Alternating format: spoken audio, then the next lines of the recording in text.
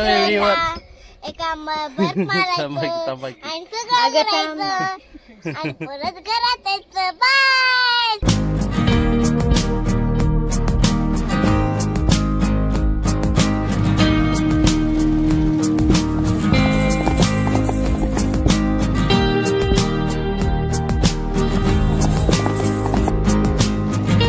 Everyone, good morning. सर्वांचं स्वागत आहे आपल्या वीरा लाईव्ह चॅनेलमध्ये. तर आज अनप्लॅन्ड ट्रिप आहे.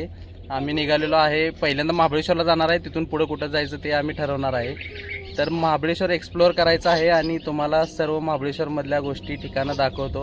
जेवढे आम्ही एक्सप्लोअर करतो तेवढं दाखवतो. आज फॅमिली आहे सोबत सगळे. मी आहे, दीदी आहे, राधिका आहे, कार्तिक आहे, सगळे आहेत. चला, गणपती बाप्पा.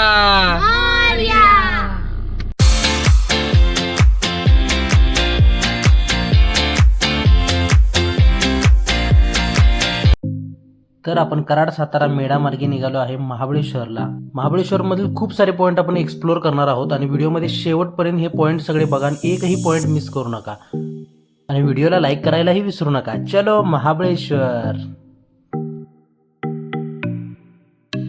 पहिल्या लोकेशनला पोहोचलेलो आहे. ते आहे मॅप्रो गार्डन. पाचगणीमध्ये आहे. पाचगणीपासून थोडं पुढं आल्यावर मॅप्रो गार्डन लागते. तिथं चॉकलेट, सिरप वगैरे भरपूर आहे. टेस्ट करायला फ्री आहे.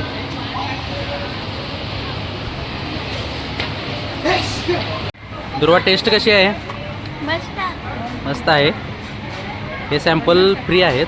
टेस्ट करायचे आणि त्यानंतर आपल्याला पाहिजे तो सॅम्पल घेऊन जायचा.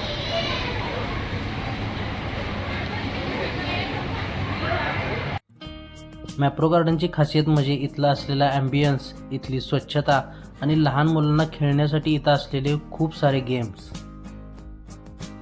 मॅप्रो गार्डनमध्ये आपल्याला विविध प्रकारचे जेली, चॉकलेट, जाम, स्क्वॅश तसेच विविध प्रकारचे सिरप मिळतात आणि ते डिस्काउंटेड प्राईसमध्ये मिळतात. तसेच इथं जे सँडविच वगैरे मिळतं ते ओव्हर हायप्ड आहे. सँडविच वगैरे इथं खाल्लं नाही तुम्ही तरी चालेल.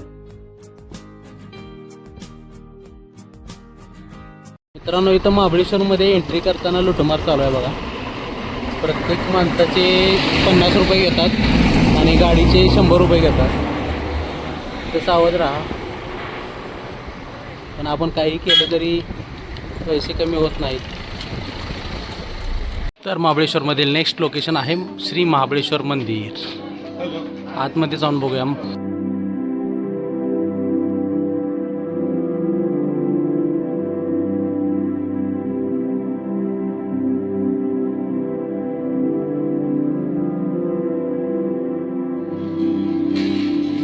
श्री पंचगंगा मंदिर क्षेत्र महाबळेश्वर या ठिकाणी 5 नद्यांचा संगम आहे. उगम स्थान आहे.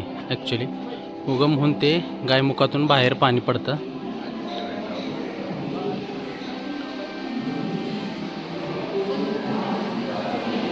गायत्री, सावित्री, कोयना, वेण्णा आणि कृष्णा अशा 5 नद्यांचं उगमस्थान आहे. तर या पुजारी ताई आहेत.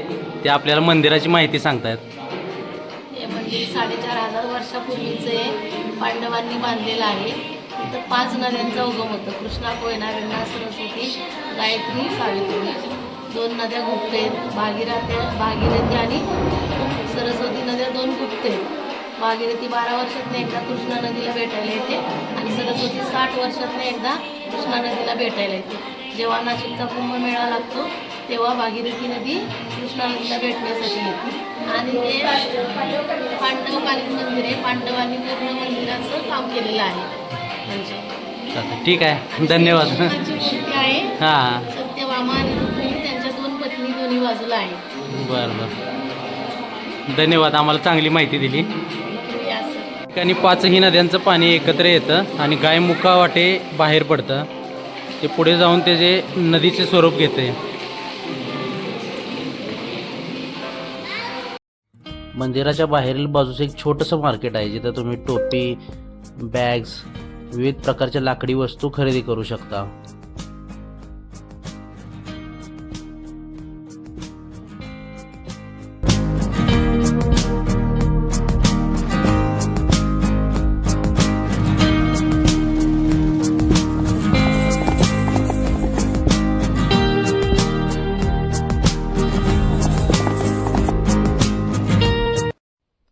आता आपण महाबळेश्वरच्या केट्स पॉईंटला आलो आहे आणि हा पॉईंट महाबळेश्वरपासून 7 किलोमीटरवर आहे.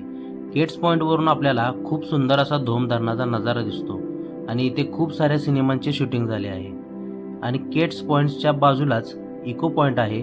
इको पॉईंटवरून आपण आवाज दिला की आपला आवाज रिफ्लेक्ट होतो, म्हणून या जागेला इको पॉईंट असे नाव दिले आहे.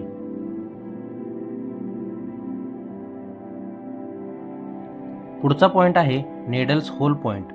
हा पॉईंट केट्स पॉईंटपासून अवघ्या 2 मिनिटाच्या अंतरावर आहे. जर तुम्हाला पाहिजे असेल तर इथून हॉर्स रायडिंग करत सुद्धा येऊ शकता. इथून आपल्याला हत्तीच्या डोक्याच्या आकाराचा दगड दिसतो, त्यामुळे याला एलिफंट हेड किंवा नेडल्स होल पॉईंट असे म्हणतात.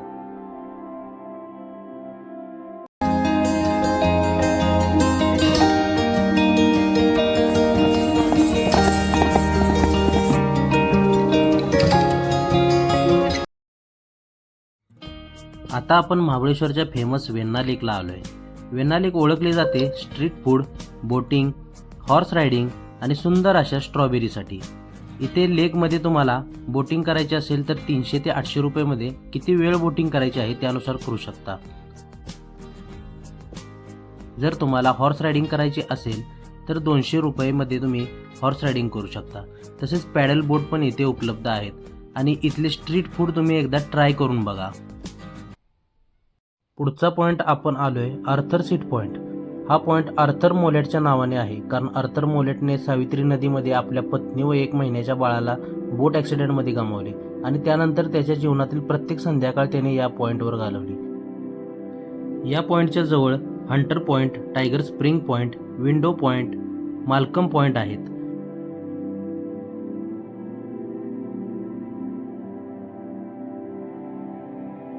टायगर स्प्रिंग पॉईंटला वरून डोंगरातून पाणी येते, ते आपण पिऊ पण शकता. या सगळ्यात भारी आहे आर्थर सीट पॉईंट. या पॉईंटच्या बाहेर खूप सारे फूड स्टॉल आहेत, जिथे आपण आपल्या आवडीचे फूड एन्जॉय करू शकता. संध्याकाळच्या 5 वाजता आपण आलो सनसेट पॉईंटला, ज्याला मुंबई पॉईंट असेही म्हणतात. हा पॉईंट महाबळेश्वरपासून 2 किलोमीटरच्या अंतरावर आहे आणि हा पॉईंट सनसेटच्या वेळेलाच एक्सप्लोअर करा, कारण सगळे पॉईंट करून शेवटी या सनसेटचं मनमोहक दृश्य आपल्याला आनंदित करते.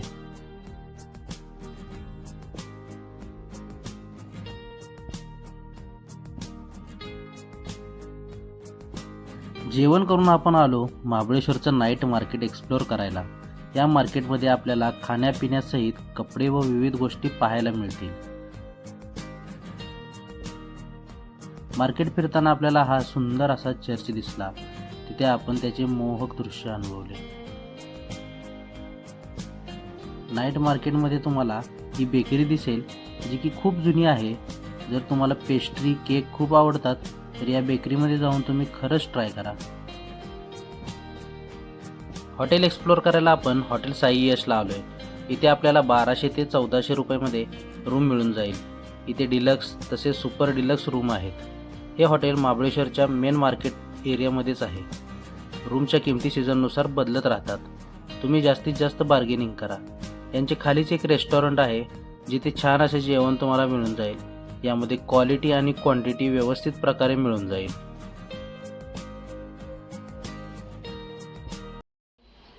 तर मॅप्रो गार्डनमधील तुफानी खरेदी केलेली आहे आपण, आणि त्या खरेदीनंतर आपण थेट जाणार आहे आता कर्दे बीचला फिरायला. आमचा प्लॅन झाला आहे कर्दे बीचला फिरायला जाण्याचा, आणि आता पुढचा व्हिडिओ पडेल हा कर्दे बीचचा. तर कंटिन्यू व्हिडिओ करा, कंटिन्यू सिरीज येईल. चॅनलला सबस्क्राईब करायला विसरू नका. लाईक करा, शेअर करा, सबस्क्राईब करा.